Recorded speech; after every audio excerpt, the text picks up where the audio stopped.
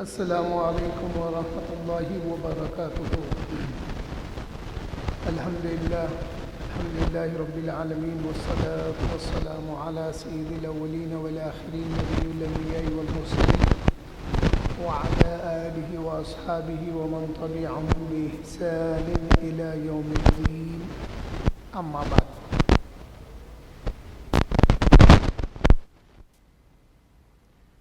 فاعوذ باللہ من الشیطان الرجیم، بسم اللہ الرحمن الرحیم۔ الذین یتخذون الکافرین اولیاء من دون المؤمنین ایبتغون عندهم العزة فإن العزة للہ جمیعا وقد نزل علیکم فی الکتاب ان إذا سمعتم آيات الله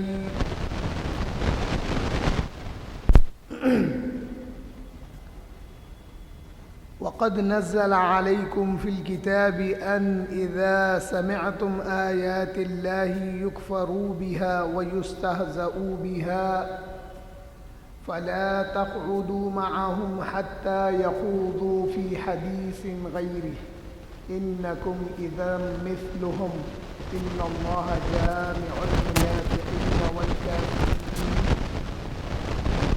الله جامع المنافقين والكافرين في جهنم جميعا۔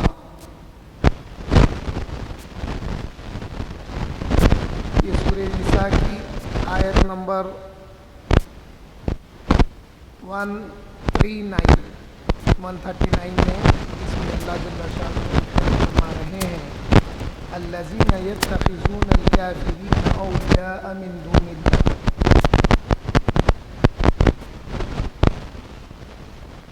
الذین یتخذون، جو بنا لیتے ہیں، الکافرین اولیاء، کافروں کو اپنا دوست، من دون المؤمنین، مسلمانوں کو چھوڑ کر، مسلمانوں کے خلاف میں، ایبتغون، کیا وہ چاہتے ہیں، ڈھونڈتے ہیں، عندہم العزہ، ان کے پاس عزت، یعنی منافقین کے پاس عزت ڈھونڈتے ہیں، فإن العزہ،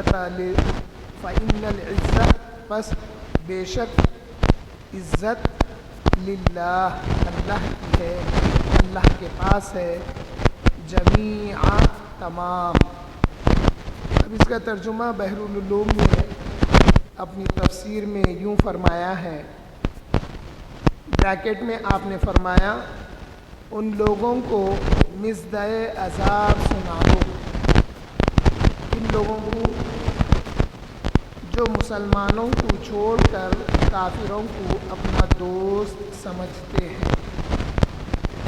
کیا یہ بریکٹ میں آپ نے فرمایا، کیا یہ بریکٹ میں نادان، پھر بریکٹ میں فرمایا کافروں کے پاس عزت ڈھونڈتے ہیں، یعنی یہ نادان عزت ڈھونڈتے کافروں کے پاس، انہیں عزت کافروں کو نہیں ملے گی؟ نہیں، جو اللہ اور اس کے رسول کے خلاف جائے گا اسے عزت کافروں کے پاس ملنے والی نہیں۔ تو پھر اللہ جل شانہ نے جو فرمایا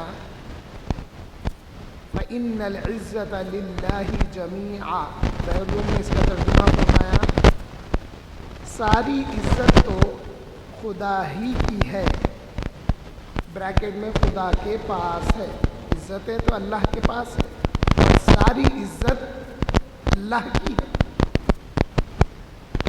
اس کے بعد جو دوسری آیت پڑھی گئی وَقَدْ نَزَّلَ عَلَيْكُمْ فِي الْكِتَابِ أَنْ إِذَا سَمِعْتُمْ آيَاتِ اللَّهِ يَكْفُرُوا بِهَا وَيَسْتَهْزِئُوا بِهَا فَلَا تَقْعُدُوا مَعَهُمْ حَتَّى يَخُوضُوا فِي حَدِيثٍ غَيْرِهِ إِنَّكُمْ إِذًا مِثْلُهُمْ إِنَّ اللَّهَ جَامِعُ الْمُنَافِقِينَ وَالْكَافِرِينَ فِي جَهَنَّمَ جَمِيعًا۔ بہنوں کی خوبی یہ ہے علوم آیات قرآنی کو ٹکڑے ٹکڑے کر کے پہلے اس کی تشریح فرماتے ہیں، پھر ترجمہ فرماتے ہیں۔ تو جو کوئی کہ عام شخص بھی بحر العلوم کی تفسیر پڑھنے کے بعد میں اس کو کچھ سمجھ بوجھ پیدا ہو جاتی، کچھ نہیں بلکہ بہت کچھ سے مضبوط پیدا ہو جاتا ہے۔ اب جیسا بحر العلوم فرما رہے ہیں وقد نزل علیکم، اس آیت کا ترجمہ بحر العلوم فرما رہے ہیں وقد نزل علیکم، اور حالانکہ تم پر اتارا تھا۔ اس کا معنی وقد نزل علیکم، اتارا تھا، یہ پاسٹ کی طرف ہے، وقد ماضی کا ذکر ہو رہا ہے۔ وقد نزل علیکم، اور حالانکہ تم پر اتارا تھا، یہ بات نازل کر دی تھی۔ کون سی بات؟ فی الکتاب، کتاب میں، ان اذا سمعتم، کہ اگر تم سنو، آیات اللہ، آیات الہی کو، خدا کی نشانیوں کو، یکفروا بہا، کہ اس سے کفر کیا جاتا ہے، انکار کیا جاتا ہے، یعنی اب بات سمجھ میں کیا آئی؟ وقد نزل علیکم، اور حالانکہ تم پر اتارا تھا، تم پر یہ بات نازل کر دی گئی تھی کتاب میں، ان اذا سمعتم، کہ اگر تم سنو، آیات اللہ، اللہ کی آیات الہیہ کو، خدا کی نشانیوں کو، یکفروا بہا، کہ اس سے کفر کرتے ہیں، اس کا انکار کرتے ہیں، وَيَسْتَهْزَئُ بِهَا، اور ان سے استہزاء کیا جاتا ہے، یعنی اس نشانی کو، اس آیت کو لے کر مذاق اڑایا جاتا ہے۔ تو پھر کیا کرنا؟ اللہ تعالیٰ فرما رہے ہیں ان سے ٹھٹا کیا جاتا ہے، یعنی ان آیتوں کا مذاق بنایا جاتا ہے۔ فَلَا تَقْعُدُوا مَعَهُمْ، تو ان کے ساتھ نہ بیٹھو۔ جو لوگ اللہ کی آیتوں کا مذاق اڑاتے ہیں ان کے ساتھ مت بیٹھو۔ یہ بات اللہ تعالیٰ پہلے فرما چکے ہیں، وقد نزل علیکم، جبکہ تم سے یہ بات پہلے کہہ دی جا چکی ہے، یہ بات اتار دی گئی ہے، یہ بات نازل کی گئی ہے۔ پھر فلا تقعدوا معهم، تو ان کے ساتھ نہ بیٹھو، وہاں سے اٹھ جاؤ۔ کبھی کبھی ایک بات سے منع کیا جاتا، بظاہر اس بات کو منع کر کے اس سے بچایا جاتا، اب یہاں پہ منع کیا جا رہا ہے کہ ان کے ساتھ مت بیٹھو، نہیں بیٹھو۔ بیٹھے ہوئے تھے وہ لوگ، ہنسی مذاق اڑائے آیات کا، مت بیٹھو، تو کیا کرنا؟ اٹھ جانا وہاں سے، یہ بات ہے، وہاں سے اٹھ جاؤ۔ حتی یخوضوا، یہاں تک کہ خوض کریں، مشغول ہو جائیں، یعنی تم وہاں سے اٹھ جاؤ، اس لیے کہ وہ مشغول ہو جائیں فی حدیث غیری، اس کے سوا اور بات میں۔ اگر یہ ہنسی مذاق جو بنا رہے ہیں آیات کا، اللہ کی نشانیوں کا تم دیکھ رہے ہیں، تو تم وہاں سے اٹھ جاؤ۔ یا پھر اگر یہ وہ بات چھوڑ کر دوسری بات کی طرف آ رہے ہیں تو کیا ہے؟ فی حدیث غیری، اس کے سوائے اور بات میں۔ انکم اذن، تب تو بے شک تم بھی، مثلہم، انہی کے جیسے ہو، ان کے مثل ہو۔ ان اللہ، بے شک اللہ، جامع المنافقین، منافقوں کو جمع کرے گا، والکافرین، اور کافروں کو، فی جہنم، جہنم میں، جمیعاً، سب کو۔ موٹی موٹی بات یہ سمجھ میں آئی کہ جو لوگ کافرین کو اپنا دوست بناتے ہیں مسلمانوں کے علاوہ، مسلمانوں کو چھوڑ کر جو کافرین کو دوست بناتے ہیں، کیا وہ چاہتے ہیں کہ عزت ان کے پاس ملے گی؟ نہیں، عزت تو اللہ کی ہے، اور ساری عزتیں اللہ کے لیے ہے۔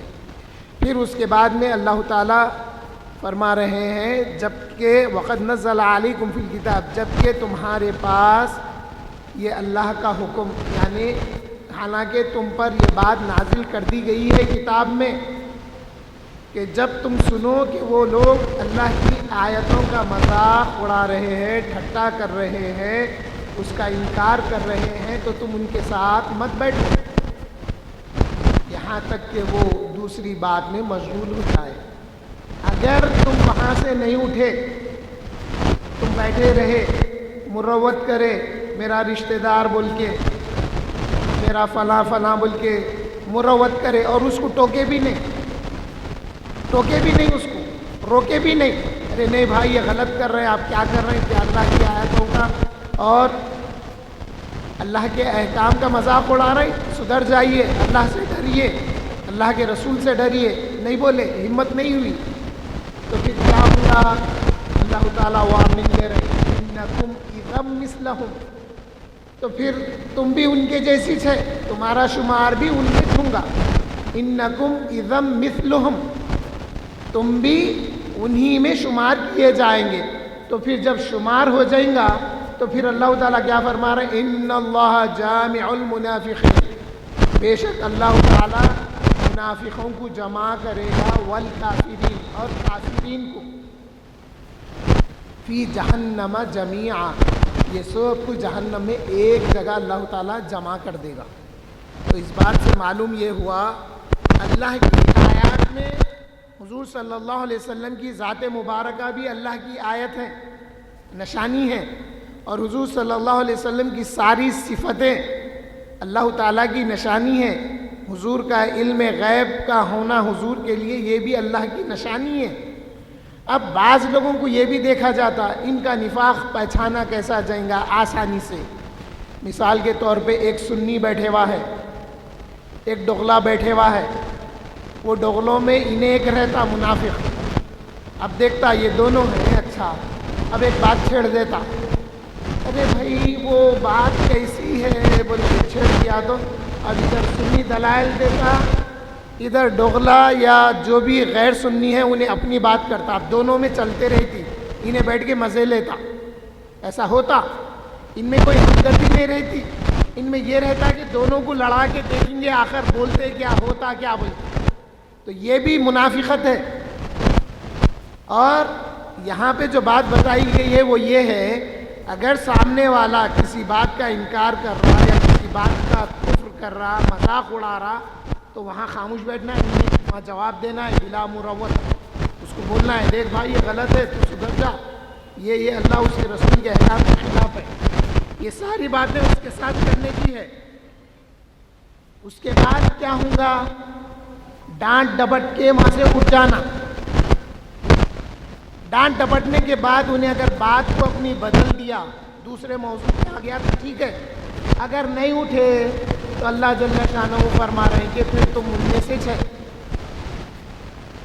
پھر وارننگ کیا دیے کہ اللہ تعالیٰ منافقین اور کافرین کو جہنم میں ایک جگہ ڈالیں گا۔ اب اس کی تفصیل مولا علی کی روایت سے میں بتانے کی کوشش کروں گا۔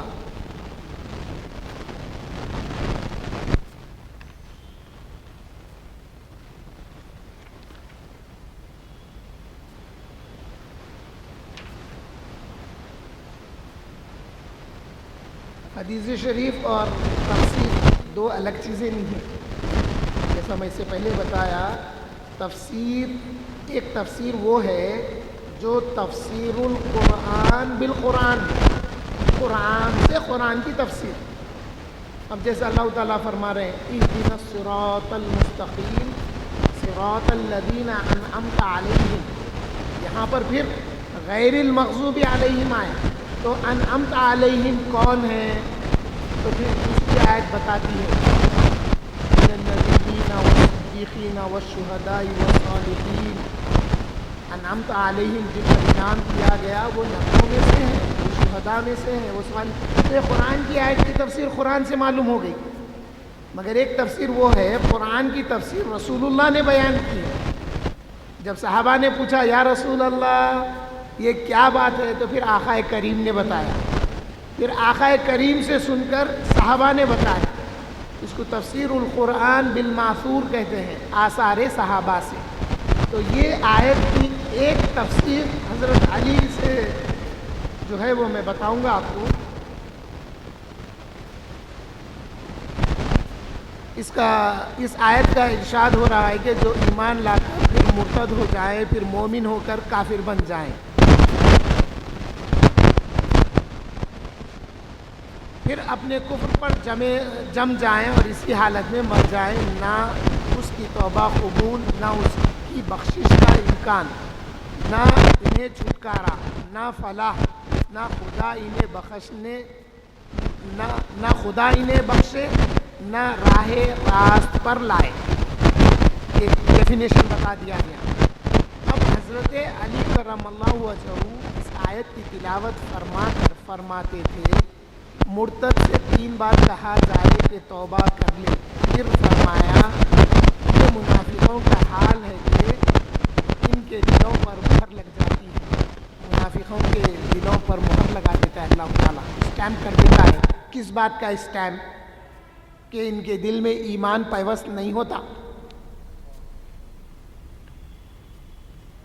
پھر وہ مومنین کو چھوڑ کر، اب دیکھو آپ یہاں سے مولا علی کیا فرما رہے ہیں، پھر وہ مومنین کو چھوڑ کر کافروں سے دوستیاں گانٹھنے لگتے ہیں۔ گانٹھنا یعنی گیٹھی ڈالتے، دیکھیے 2 ٹوٹی ہوئی چیزوں کو جوڑنے کے لیے، 2 ٹوٹی ہوئی رسیوں کو جوڑنے کے لیے ہم گیٹھی ڈالتے، ایسی گیٹھی ڈالتے، ڈھیلی ڈالتے نہیں ڈالتے، ادھر کے ٹکڑے کو کھینچے تو انہیں بھی آنا، ادھر کے ٹکڑے کو کھینچے تو انہیں بھی آنا، گیٹھی ایسی ڈالتے۔ تو اب یہ منافقین کافروں کے ساتھ ایسی گھانٹ باندھتے ہیں کہ نہ انہوں ان سے جدا ہوتے، نہ انہوں ان سے جدا ہوتے۔ وہ بات مولا علی فرما رہے ہیں۔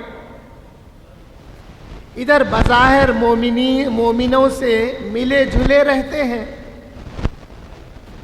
ادھر کافروں میں بیٹھ کر ان مومنوں کا مذاق اڑاتے ہیں اور کہتے ہیں کہ ہم تو انہیں بے وقوف بنا رہے ہیں، دراصل ساتھ تو ہم تمہارے ہیں۔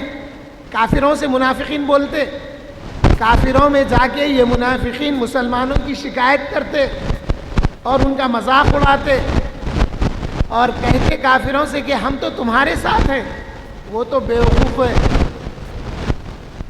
پس اللہ تعالیٰ ان کے مقصد اصلی کو ان کے سامنے پیش کر کے ان میں ان کی ناکامی کو بیان فرماتا ہے۔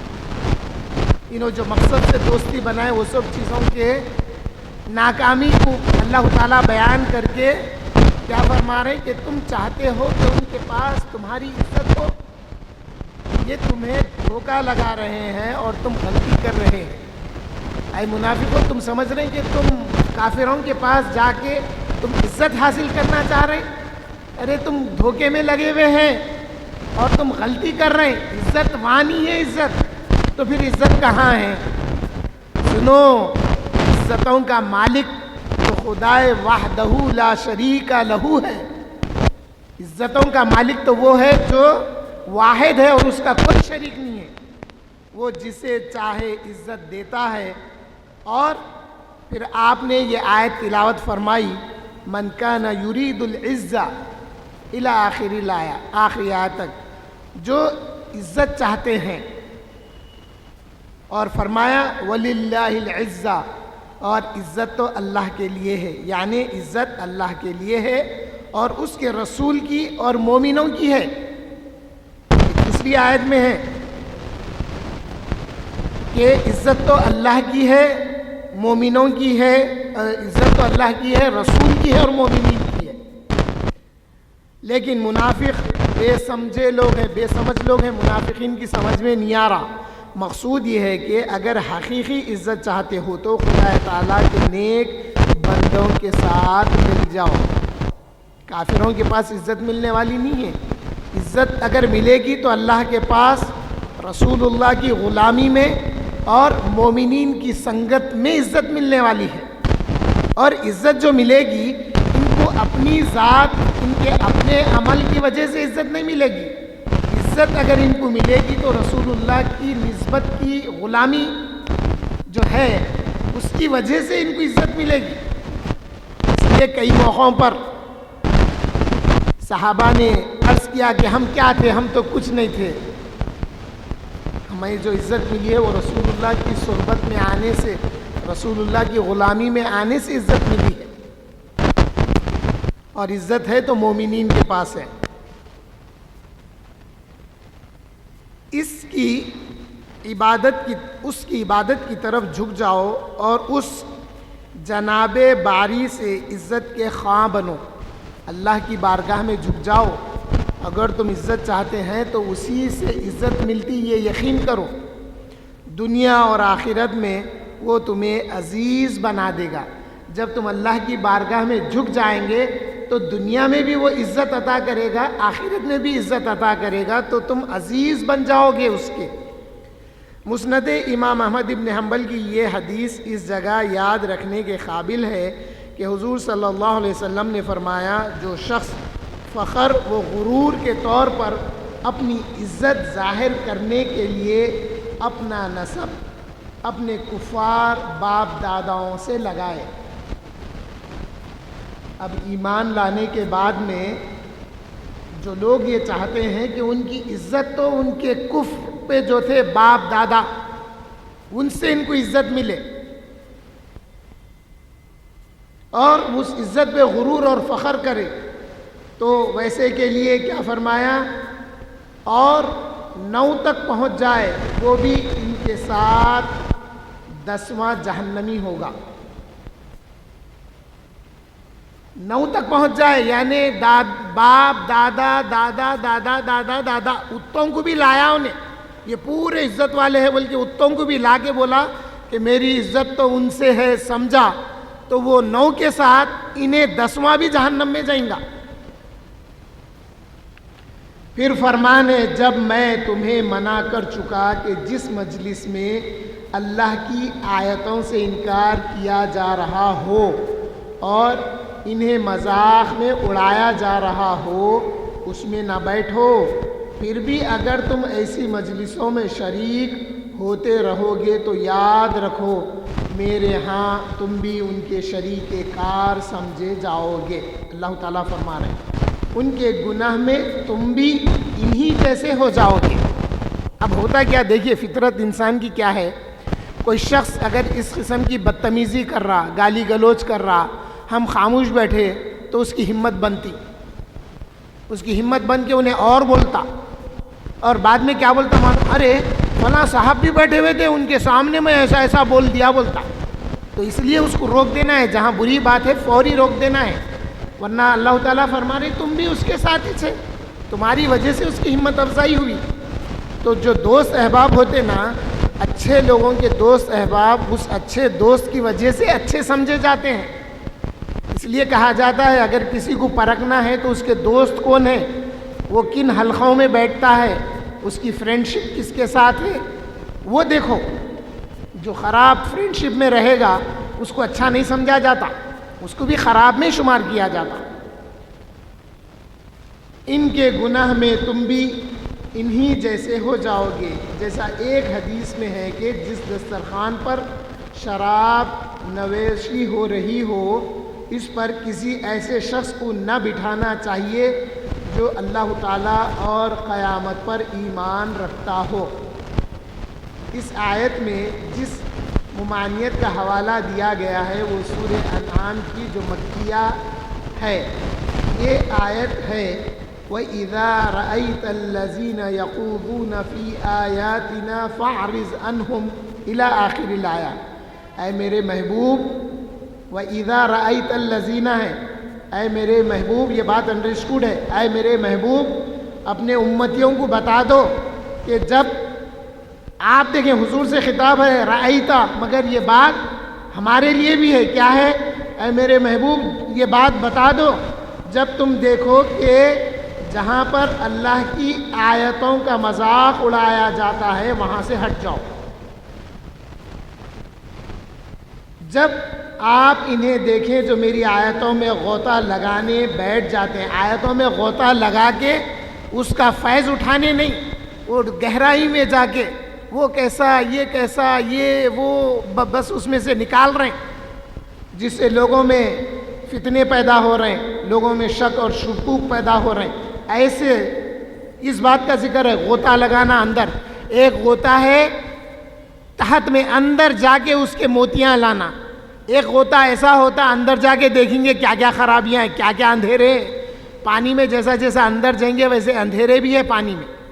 تو یہ باتوں کی طرف اشارہ کیا جا رہا ہے۔ پھر فرمانے باری تعالیٰ ہے اللہ تعالیٰ تمام منافقوں کو اور سارے کافروں کو جہنم میں جمع کرنے والا ہے۔ یہ بات تو جمع کرنے والا ہے، فرمایا مگر کس وجہ سے، کیوں؟ جب جمع ہوں گے تو ہوں گا کیا پھر؟ تو وہ بات کیا ہے؟ یعنی جس طرح یہ منافق ان کافروں کے کفر میں یہاں شریک ہیں، جس طرح منافق کافروں کے کفر میں یہاں شریک ہے دنیا میں، قیامت کے دن جہنم میں ہمیشہ رہنے کے لیے اور وہاں کے سخت دل دہلانے والے عذابوں کے سہنے میں بھی ان کے شریک حال رہیں گے۔ جیسا یہاں شریک تھے مجلسوں میں، محفلوں میں، اللہ تعالیٰ قیامت کے دن جہنم میں جو دل دہلا دینے والا عذاب ہوگا، اس عذاب کے کافرین کے سہنے میں یہ منافقین بھی شریک رہیں گے۔ وہاں کی سزاؤں میں، وہاں کی قید و بند میں، توق و زنجیر میں، گرم پانی کے کڑوے گھونٹ اتارنے میں، یعنی پیں گے تو اتریں گا نا، اور ملیں گا ان کو وہی۔ تو یہ سب چیزوں میں، سزاؤں میں، وہاں کی قید و بند میں، اور توق گلے میں جو رنگ ڈال کر زنجیر سے باندھ دیا جاتا ہے اس میں، اور گرم پانی کے کڑوے گھونٹ اتارنے میں، اور پیپ لہو کے زہر مار، یعنی وہ زہر ایسا ہوگا جو مار دے گا، کرنے میں بھی ان کے ساتھ ہوں گے، اور دائمی سزا کا اعلان سب کو ایک ساتھ سنا دیا جائے گا۔ یہ عذاب کو بھی سہنا ہے، پھر ہمیشہ کافروں کے ساتھ یہ منافقوں کو بھی یہیں پہ رہنا ہے۔ اللہ تعالیٰ یہ اعلان کر کے کافرین اور مشرکین کو سنا دے گا کہ تم یہیں پر رہنے والے ہیں۔